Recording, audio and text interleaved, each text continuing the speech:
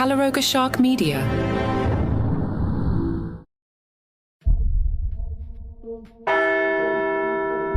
Pope Leo added an unexpected chapter to papal history this month when he blessed a Pokémon card. Reddit user Reptile Cake told Polygon he handed the pontiff a reverse holographic Popplio card, explaining, "It's a Popplio, it sounds like Pope Leo." The Pope laughed, then began showing it off to the guards before agreeing to sign a copy when asked. Kotaku celebrated the moment as Holy Holo. Fans are debating whether the Popplio card blessed by the Pope qualifies as a third-class relic, a category the Vatican has yet to define.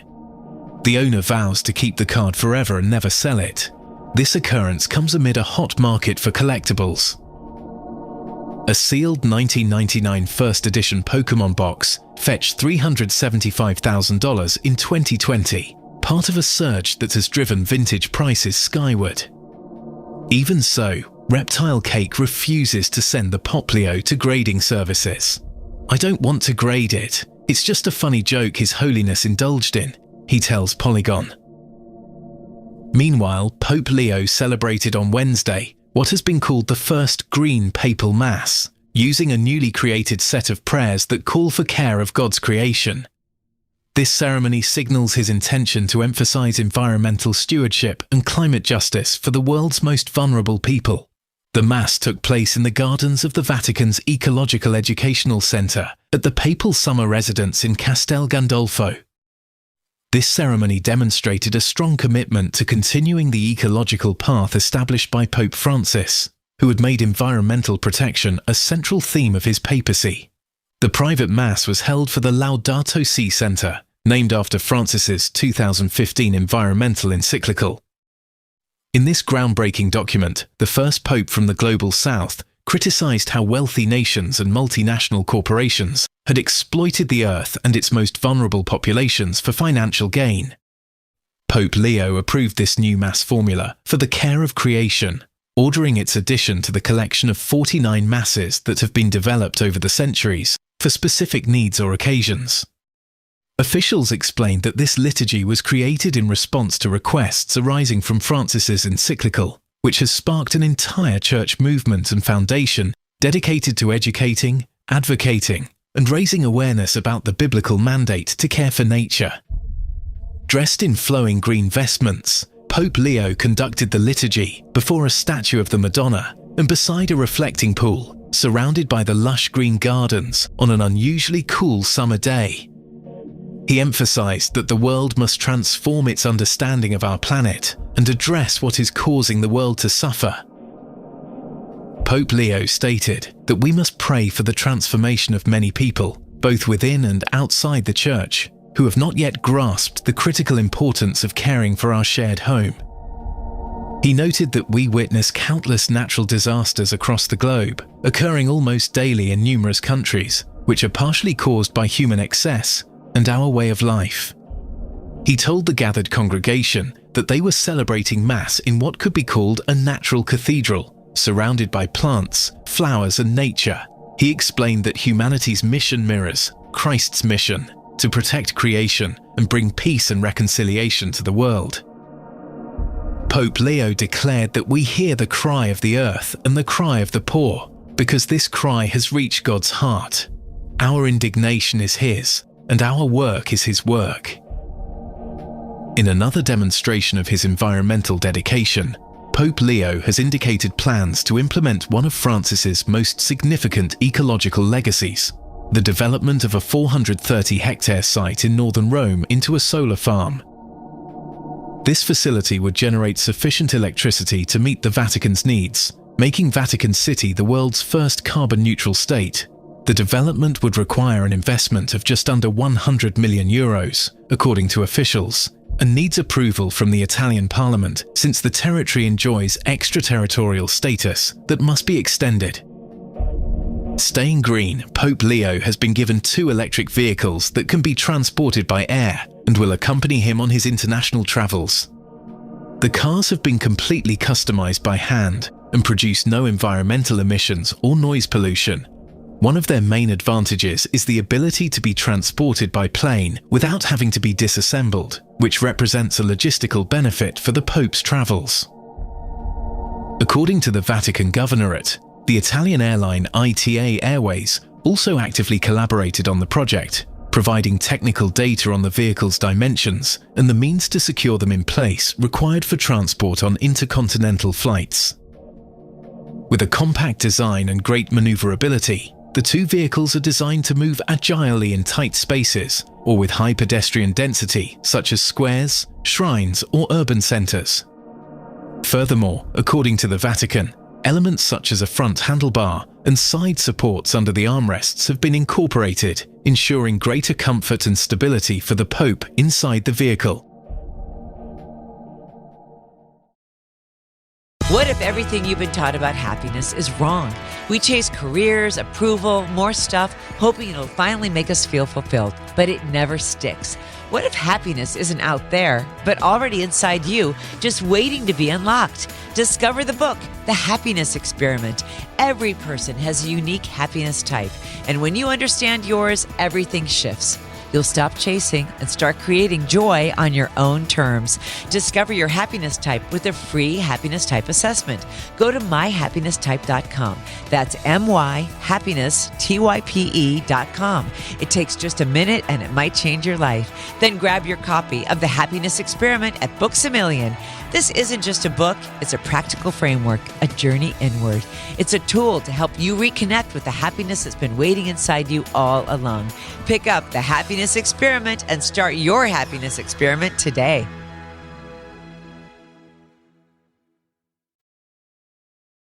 Pope Leo has granted a rare exemption to restrictions on the traditional Latin Mass that were put in place by Pope Francis through his decree Traditionis Custodes.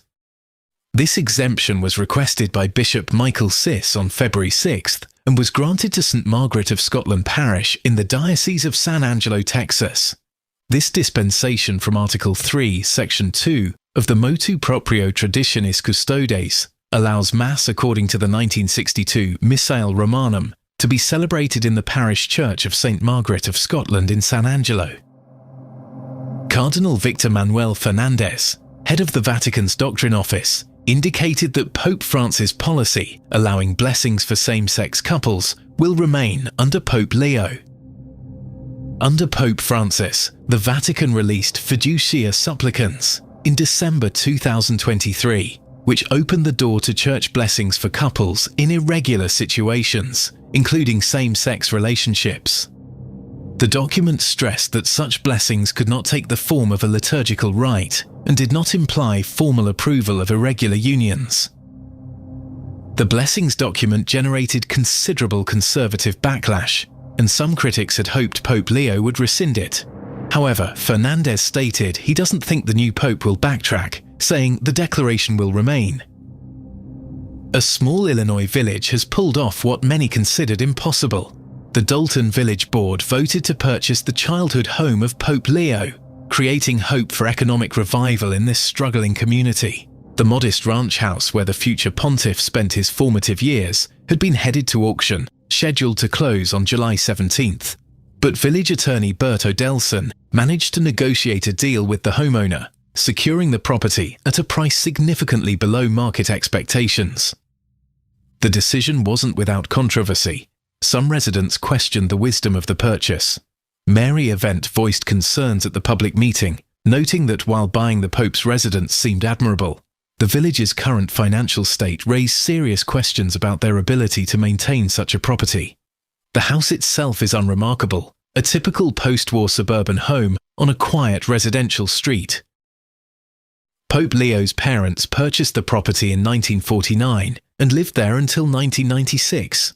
The future pope called it home until leaving for seminary school in Michigan. Village officials acknowledged the challenge ahead. Converting the updated home into a proper papal shrine will require significant work and investment. However, they're encouraged by examples from other papal hometowns. The childhood home of Pope John Paul II in Wadowice, Poland, demonstrates the potential impact. That museum welcomes approximately 200,000 visitors annually, transforming what would otherwise be an unremarkable town into an international destination. The following is a paid presentation for the happiness experiment. I'm so excited to talk to you, Carl. Talk to me, a guy who's had this illustrious business career. What made you decide to write a book on happiness? You could have gone in some of the other directions. Well, actually, I didn't, Donnie. I didn't decide to write a book. Something happened. This happiness experiment happened in real life, in real terms. I had no idea about writing a book, but I saw it working. The experiment was working. My friends and family were getting happier. They're increasing their happiness. And I saw it, so I thought, I need to write about this. And so that's when I got into writing the book. And talk to me about pre-questing. Talk to me what it's about and how it's the foundation of things. Well, it came about through three major things that happened in my life. One, I almost died in a plane crash. If you read the book, you'll find out whether I survived or not. Okay. The other thing that happened was I got a call from my sister in England. She told me her husband was dying. He had 6 months to live. So I flew to England, and she was in my will. And I said, Janet, you're in my will as a bequest, but that's something you need right now. So I'm going to make it a prequest. I'm going to bring that bequest forward and pay it to you now, while you can enjoy it and your husband can fulfill his last wishes. She was overjoyed, burst into tears, of course, and said, oh, this is great. My brother was there at the same time. I said, Barry, since I've done this for my sister, I'm going to bring your bequest forward and make it a prequest. And he said, oh, that's fabulous. Thank you very much. You're very generous. His wife went ballistic. She said, this is too much money. It's wrong. I don't want anything to do with it, and stormed out of the room. So that was a real surprise. Anyhow, she got over it. And the next thing that happened is I looked at my investments. I got a lot of money sitting in investments, not doing anything. Wasn't working for me, wasn't working for my friends. So I said, why don't I use this money for my own success and happiness, and also for my friends, the people that helped me get to be wealthy and successful. That's what I did. So it's not a one-time thing. This is kind of a lifetime experiment, if you will. Yeah, it turned out that way because I didn't want to just give people money and say, be happy. I said, I want this to enrich your life, be something special. So I'd like you to think about it, plan something, write a happiness plan. They asked, what's a happiness plan? I said, when I get that, I'll give you all the money, and let's see how it works out. So you talk about coaching and grants to reshape and change lives, which is timely given what's going on in the world today. Yeah, and the thing is that it wasn't just about the money, Donnie. The money's important. We love money. It's good to have it. But what really worked with these people was the planning with a happiness coach. They thought about carefully what they wanted to do that's going to enrich their life, make them happier, what things they love, things that they were fascinated with. And they wrote all that down with a happiness coach. They had a plan. And as soon as I got the plan, I said, here's the money, all of it. It's all yours. You don't owe me anything, no strings attached. And they went off and started becoming happier. It's incredible. So the inspiration for this was just your death experience? Well, that was part of it. But it was a number of things that happened. First off, I was very, very grateful for the people that helped me to become successful. And being grateful is terrific. Okay. We love that. Yeah. We talk about gratitude and gratitude journaling, all those sort of things. But the real thing is expressing the gratitude, telling somebody how much you care about them, appreciating what they did for you, writing a letter. It doesn't have to be about money. It can be possessions. It can be money. It can be attention, it can be time, it can be knowledge, your wisdom that you share with younger people. But it's what you're doing while you're still alive that counts. When you're dead, it's over. It's such a simple but brilliant point. And how do you think? Let's say play this out that people kind of really buy into this intentional happiness and pre-questing. How does the world become a better place? Let's take this up 10,000 feet. Well, it would be great. The reason I wrote the book is I want this idea to get into the world. So that certainly the wealthy people, they can do the pre-questing, make themselves and their friends and family happier right now while they're still alive. The other thing, I want the book to show how these people planned, thought about their happiness, created a happiness plan, and then worked it and to become happier. And others can learn from their experiences, reading their plans and then doing the same thing. And in the back of my book, there's a workbook which goes through that step by step and a plan to increase your happiness. How do we get this into the workplace, into schools, and kind of really, to your point, get this in there? That would be lovely. If it went into the schools, and I think in high schools, this would be a really good subject to put on the curriculum. What is happiness? How do you achieve happiness? What's it all about? What is happiness? It's a great question. You have to read my book. But in short, emotion, we all know what happiness is. It's feeling good. It's joyful. It's exhilaration. It's loving life. So it is a feeling. But it's also a mindset. You have to think that I deserve happiness. Yeah. I want to be happy. I'm taking my happiness seriously. So it's heart and mind, not just one or the other. So it's that combination. But really, I give a whole chapter in the book on what is happiness, and it's a great chapter. You'll love the book. Now, a lot of people, I cannot wait to read it. I'm so excited. I'm like just turned on listening to you. A lot of people equate happiness to financial success and things. And what am I going to learn in the book about that? Well, money is important. Okay, let's get that off the table. But it's not going to buy you happiness. The good use of money is really important, how you do it. But it's the mindset, it's the pursuit of happiness that counts. Taking your happiness seriously, wanting what you want, and what you want is important.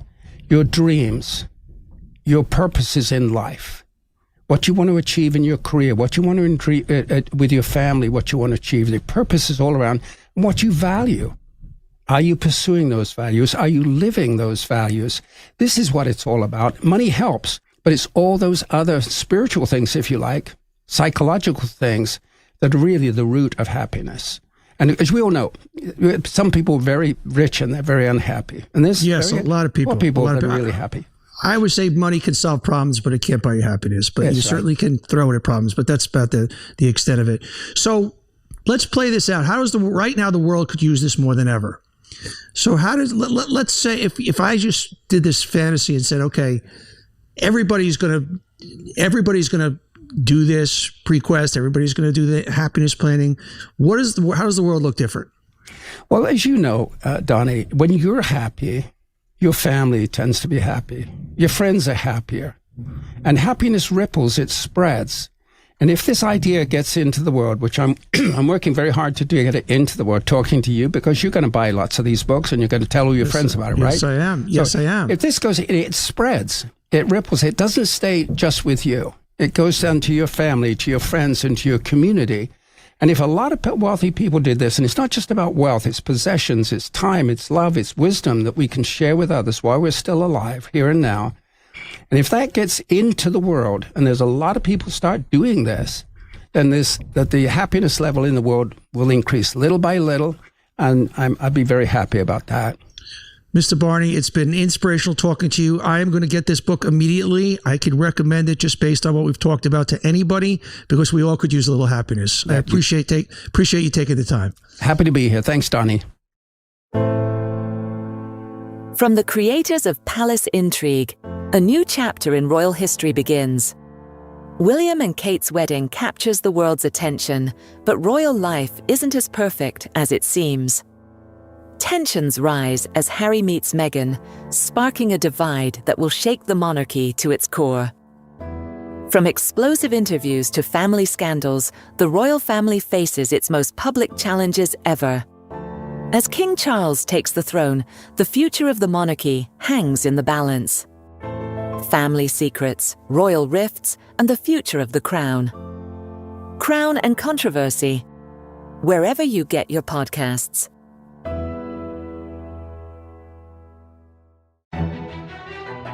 There's always something brewing behind palace walls, whether it's Prince Harry and Meghan Markle making headlines from afar, or Prince William and Princess Catherine quietly preparing for the future throne. I'm Mark Francis, and on Palace Intrigue, we cover every twist, turn, whisper, and wink. From royal drama to daily gossip, follow Palace Intrigue wherever you get your podcasts. You know the silhouette, the squint, the voice that cuts like a blade. Clint Eastwood isn't just a movie star. He's a myth, a mayor, a cultural fault line, and maybe the last great American icon. Eastwood Reloaded tells his story one chapter at a time. The hits, the flops, the chaos between the scenes. Because legends aren't born, they're built. Eastwood Reloaded. Listen now wherever you get your podcasts.